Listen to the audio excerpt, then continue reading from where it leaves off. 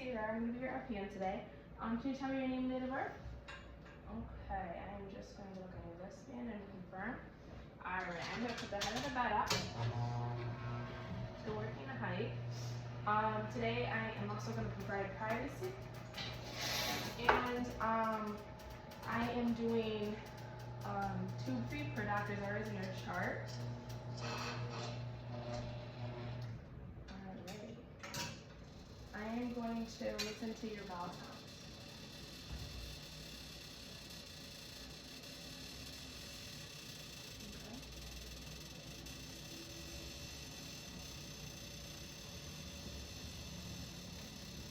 Okay. All bowel sounds are intact. I am also going to elevate your head like 30 degrees. Okay. I'm also going to put this arm on top of you for privacy.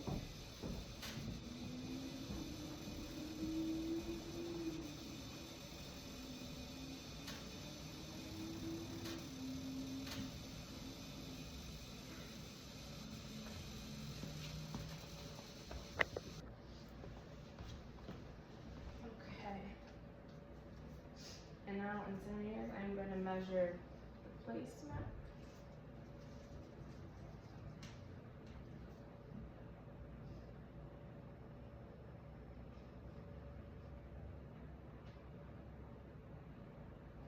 Okay.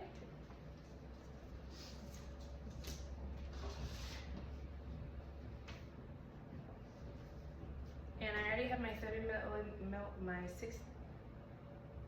mLs, well, will be 60 mLs of tap water. And now I'm going, and I also already have my bag for my tube feeding. My feeding. I'm going to wash my hands. And I am going to apply gloves.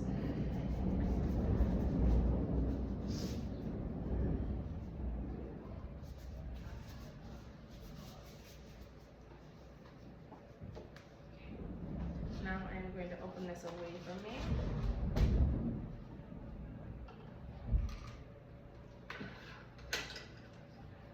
And I am going to like this. And I'm going to uncap this, and I am going to take out the stomach contents.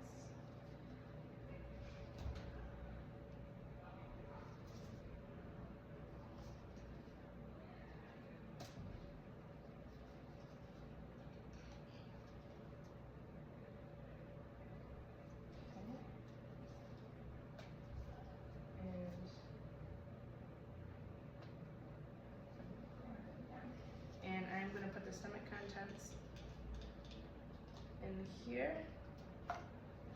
And I'm going to do that a second time to make sure I'm getting out all the stomach contents.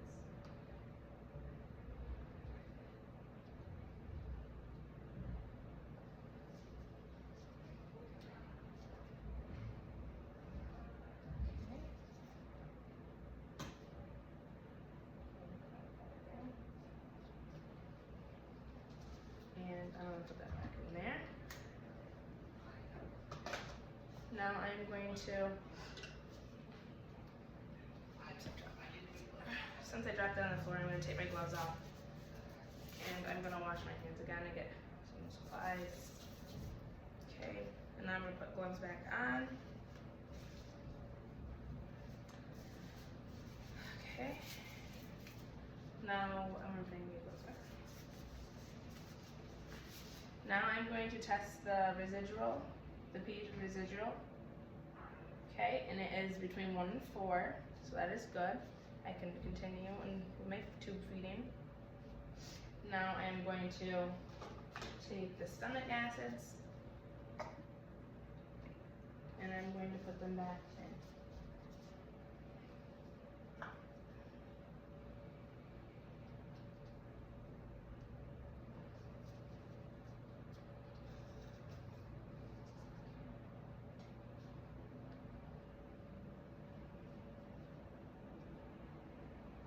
And and I'm going to take the rest of the stomach acids and stomach content.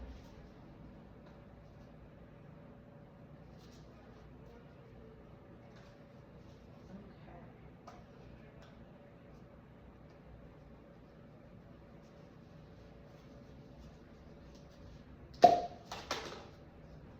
Now I am going to clamp this, and I'm going to pour 30 mLs of water, and I am going to flush that down clamp.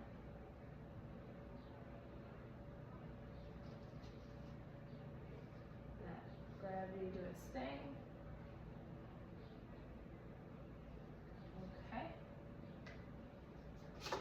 And now I'm going to put that in there.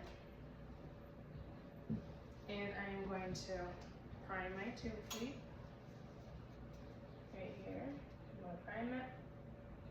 Okay.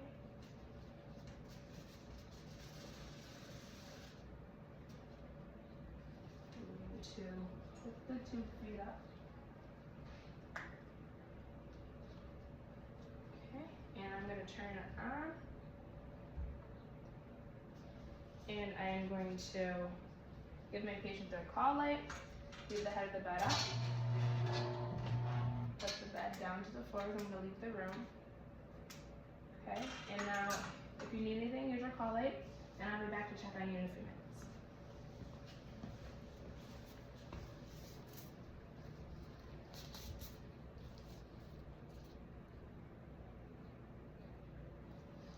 Alright, now that I've checked on them, hi, I'm Sierra. I'm going to wash my hands again. I am back. I'm just going to check your wristband to confirm it's still you. And we will turn off the tube feed and get you all cleaned up for today. Alright, Mrs. Smith, it is you. Okay. Alright. Now I'm going to turn off the tube feed. Clamp it. Clamp it, turn off the tube feed. And I'm going to take this out. Here. I'm going to put this back up here. I am going to run a gun, clamp the tube, flush 30 milliliters of water. Activate. Going to let gravity do its thing.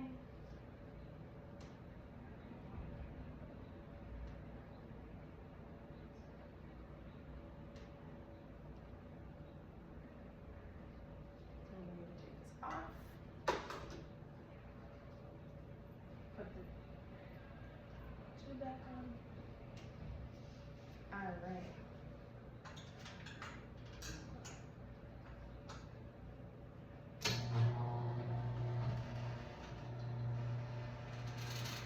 Okay, now that my patient has ate and they tolerated the tube feed well, I'm going to clean him up.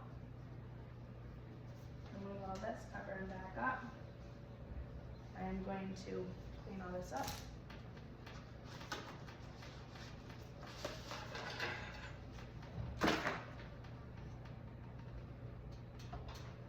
I'm going to put the bed down. I'm going to leave their head up so they don't aspirate. Keep their head up.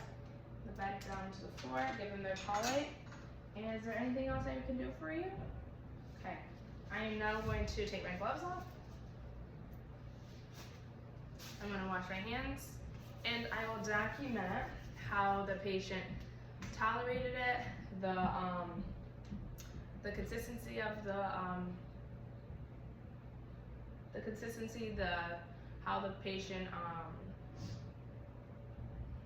the amount, consistency, how much they ate, how they tolerated the tube feed. I will also talk about there's no distension. I also document in their chart the time, the date of me doing the tube feed procedure, and I also document the placement of the previous nurse's placement, the measurements, and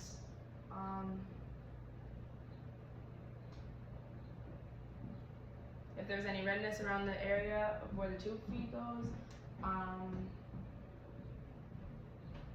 And that is it.